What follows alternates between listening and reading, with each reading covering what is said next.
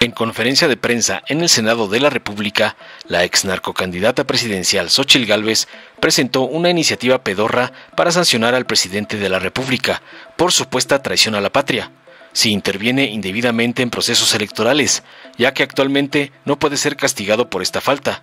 Gálvez recordó la intervención electoral de Vicente Fox en 2006, que llevó a reformas en 2007 para impedir el uso del poder público en favor de cualquier partido o candidato. Sin embargo, afirmó que este modelo está agotado, citando la disque intervención de AMLO en el proceso electoral para supuestamente favorecer a Morena. Mencionó que el INE ordenó medidas cautelares y el tribunal emitió sentencias en contra del presidente, pero no es posible sancionarlo debido a la falta de un superior jerárquico y medidas administrativas específicas. Por ello, alucinando propuso reformar el Código Penal y la Ley de Delitos Electorales para tipificar estas conductas como traición a la patria, castigándolas con cárcel y multas. Delirante enfatizó finalmente la necesidad de que AMLO ofrezca una disculpa pública por su comportamiento hacia ella y sea inscrito en el registro de violentadores políticos. Ya en la sesión del Senado, y tras oír las sandeces y falacias de la narcobotarga del señor X, el diputado Benjamín Robles Montoya del PT respondió tajante a la iniciativa de juzgar por traición a la patria al presidente, comparando a los proponentes con el personaje de Pepito, por no estudiar el tema. Pero antes destacó la necesidad de un poder judicial autónomo y criticó su actual vinculación con partidos opositores, así como su manejo opaco de recursos. Señaló que jueces y magistrados se creen superiores al presidente y criticó a la presidenta de la Corte por sus amenazas y la imposición de ministros afines al PRIAN por gobiernos pasados. Subrayó que la oposición quiere mantener este poder judicial alineado con sus intereses, pero la mayoría del pueblo votó por transformarlo. Reiteró el compromiso de la 4T de tener un poder judicial imparcial y sensible, y finalmente descalificó y despedazó la iniciativa de la narcobotarga Xóchitl para juzgar a AMLO por traición como un simple berrinche de la narco-oposición. Veamos enseguida cómo la brutarga Xóchitl es brutalmente puesta en su lugar por Benjamín Robles, por presentar su iniciativa pedorra para juzgar a AMLO por traición, como le mandó su padrote, el narcoampón Claudio X González. Muchísimas gracias. Agradezco al grupo parlamentario del PAN, aquí en la permanente, que me acompañe. Y bueno, les voy a leer un poco el contexto de la iniciativa que inscribí hoy para que el presidente de la República sea castigado por traición a la patria. El modelo electoral vigente proviene de lo ocurrido el año 2006, en el que el hoy presidente Andrés Manuel López Obrador acusó la intervención electoral al titular del Ejecutivo, Vicente Fox. Esto derivó en la reforma electoral del 2007, con la que se buscó impedir el uso del poder público a favor o en contra de cualquier partido político o candidato. Es así como surgieron los principios de imparcialidad y neutralidad para los servidores públicos. A pesar de que ha habido reformas posteriores, este modelo está agotado y quedó plenamente demostrado durante el proceso electoral 2023-2024. A todas luces se mantuvo la intervención del presidente López Obrador antes y durante cada una de las etapas del proceso electoral para favorecer a Morena y a sus candidatos. Muestra de ello es que la Comisión de Quejas y Denuncias del Instituto Nacional Electoral ordenó medidas cautelares ante el riesgo de la violación en al menos 22 ocasiones, respecto de 31 conferencias mañaneras.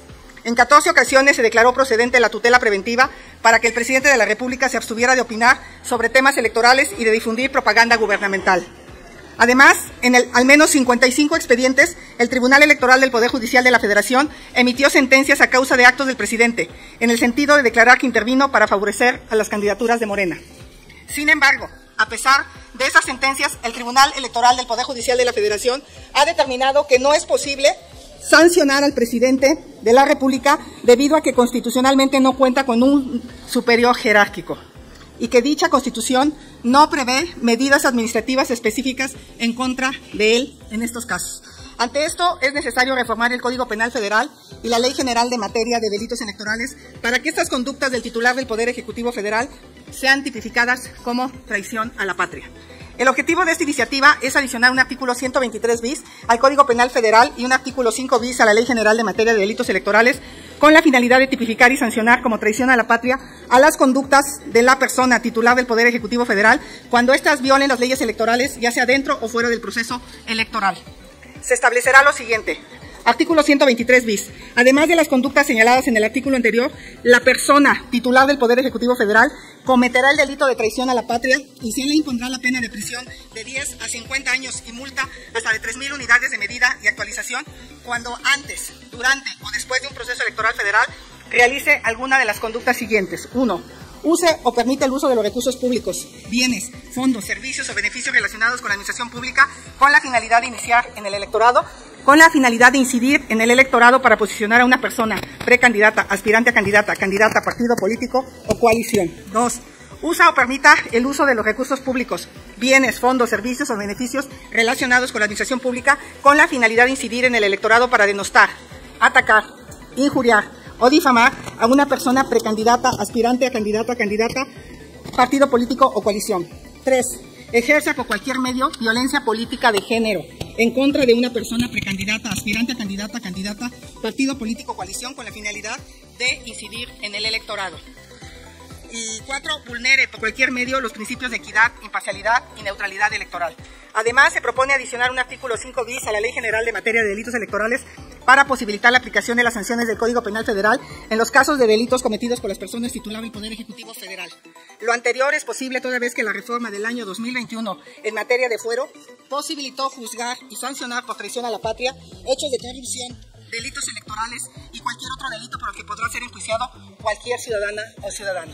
Este es el contenido de esta iniciativa de ley que inscribí a través del grupo parlamentario el día de ayer, y lo que pretende pues, es que se sancione. Hay 2 sentencias ya del tribunal, una de violencia política en razón de género hacia mi persona. Por supuesto que he impugnado el hecho de que no se le sanciona al presidente.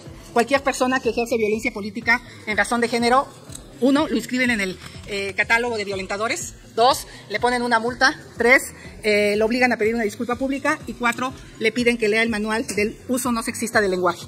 En este caso, el presidente cometió violencia política en razón de género y no se le ha puesto ninguna de estas sanciones. Y 2, el tribunal ya determinó que el presidente efectivamente intervino en la elección, pero tampoco se le castiga. Y eso es todo. Muchas gracias. Muchas gracias. Primero, déjenme decirles por lo que acabo de escuchar. Estos amigos de Acción Nacional me recuerdan a Pepito, el de los cuentos, que como no estudió los romanos, habla de los egipcios. Aquí, como no estudió el tema de la reforma del Poder Judicial, hablan de la Guardia Nacional. Y de eso también tendrán su respuesta. Pero bueno, antes que otra cosa, creo que debemos sumarnos a lo que ya se expresó aquí, la diputada Chavira y el senador Álvarez y Casa. El presidente López Obrador y Claudia Sheinbaum también han condenado enérgicamente lo sucedido en el hermano pueblo de Bolivia. Y nosotros creo que no solamente como Senado, sino como Comisión Permanente debemos expresar esa enérgica protesta por ese intento de golpe de Estado y ojalá nos podamos pronunciar al respecto. Y bueno, vamos ahora al punto que nos trae aquí. ¿Qué poder judicial tenemos y qué poder judicial queremos? El tema, por eso, de la agenda política me parece trascendental. Es una oportunidad para reflexionar, compañeras, compañeros, y para que vayamos poniendo las cosas en su lugar ante esta nueva ofensiva en contra de nuestro gobierno. Empecemos, pues, por reflexionar qué poder judicial tenemos. Tenemos un poder judicial que no es autónomo, que no es ni independiente ni imparcial, sino es amigo de partidos opositores. Es su aliado. Esa autonomía, esa independencia que ustedes tanto pregonan en la oposición y que tanto defienden, quedó expuesta con los piquetes de ombligo entre Norma Piña y Alito Moreno. Tenemos un poder judicial que acumula recursos en fideicomisos opacos, en fideicomisos no previstos por la ley, y que además no los utilizaba para los fines a los que se crearon, porque para ello usaba recursos presupuestales. Es decir, tenemos un poder judicial que actúa como empresa privada con fines de lucro acumulando riqueza. Tenemos un poder judicial en que los jueces y magistrados se creen que tienen una responsabilidad mayor que la del presidente de la República y por eso se niegan a ganar menos que el presidente, aunque así lo establezca nuestra ley suprema, la Constitución, de la que se dicen ser defensores. Tenemos un poder judicial que tolera y solapa que haya personas que llevan décadas en prisión preventiva, sin que se dicte sentencia a sus procesos, y solo hasta que los casos son denunciados en los medios es cuando se dignan a hacer su trabajo. Tenemos un poder judicial donde la presidenta de la Corte amenaza a los legisladores, a las legisladoras y a los magistrados electorales. Eso es público. Tenemos un poder judicial donde Acción Nacional y el PRI, que fueron juntos en esta elección, aunque hoy están aparentemente con una postura distinta, estaban acostumbrados a imponer personajes afines como ministros de la Corte, cuando ellos eran mayoría en el Congreso. Curioso que imponer a personajes, ¿no?, como Medina Mora, como Gutiérrez Ortiz Mena, como Lainez, que venían de ser operadores y funcionarios del gobierno en turno, y no les pareciera entonces una vulneración a la autonomía judicial. ¿Qué poder judicial queremos? Pues claramente la oposición y sus simpatizantes quieren preservar ese poder judicial que hoy tenemos y que es su aliado y es su comparsa. Quieren ese poder alineado a sus intereses políticos y a sus intereses económicos. Pero la gran mayoría del pueblo de México no quiere ese poder judicial. Por eso votaron por nuestro proyecto. Por eso respaldaron con su voto nuestro proyecto para transformarlo. Nos mandataron a limpiarlo. Y hay que decirles, no les vamos a fallar. Queremos un poder judicial imparcial, que defienda la Constitución, que defienda la legalidad, no los intereses políticos y económicos. Diputado, que lo interrumpa, permítame. ¿Con qué objeto, diputada Chavira? ¿Me permite el diputado formularle una pregunta? ¿Acepta el orador una pregunta de la diputada Chavira? Encantado, senadora presidenta. 1 minuto para hacer su pregunta y hasta 2 para contestar, diputado. Gracias. Gracias. Diputado Benjamín, usted que es un conocedor del ejercicio legislativo, ¿es suficiente lo que se ha planteado de los ejes que se van a discutir para esta consulta o hay que profundizar? Porque creo que van a arrojarse buenos resultados y es parte de este ejercicio de Parlamento abierto. No hay ninguna definición de que se vaya a legislar al vapor, porque quienes lo dicen, pues yo creo que recuerdan sus pasados, porque así era como estaban acostumbrados. Y hoy en este tiempo de la transformación y de ir construyendo un cambio de régimen, el Poder Judicial no puede quedar fuera. Entonces, en su opinión, y usted originario de un estado tan importante como Oaxaca, ¿considera que es suficiente o hay que profundizar en otros temas para que esta consulta salga lo más fortalecida? Gracias, diputada. A pesar de que yo he sostenido que el mandato popular fue claro, 36 millones de votos con todos los compromisos que planteó Claudia Sheinbaum, nosotros estamos de acuerdo, como ella misma nos lo ha planteado, que es necesario volver a abrir los foros. De hecho, yo el viernes pasado en Oaxaca empecé con esta tarea. A pesar de que mañana empiezan los foros, los parlamentos abiertos, yo el viernes pasado convoqué a magistrados, a académicos de prestigio de la UAPO, la máxima casa de estudios en Oaxaca, conocedores del tema, porque es un asunto que hay que discutir. Queremos escuchar la opinión de todas y de todos. No vamos a renunciar al derecho que tenemos como legisladores a modificar nuestro marco jurídico, porque además es un mandato. Entonces recordemos que el 5 de febrero López Obrador presentó esta serie de iniciativas de reforma constitucional 18 y 2 legales de gran calado.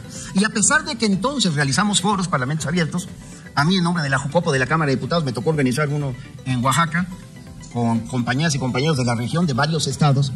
Estamos de acuerdo en que se vuelva a discutir. Y ojalá el jueves estén aquí las ministras y ministros de la Suprema Corte de Justicia de la Nación. Y ojalá después vengan aquí también magistradas, magistrados, que todo aquel que tenga algo que decir lo exponga.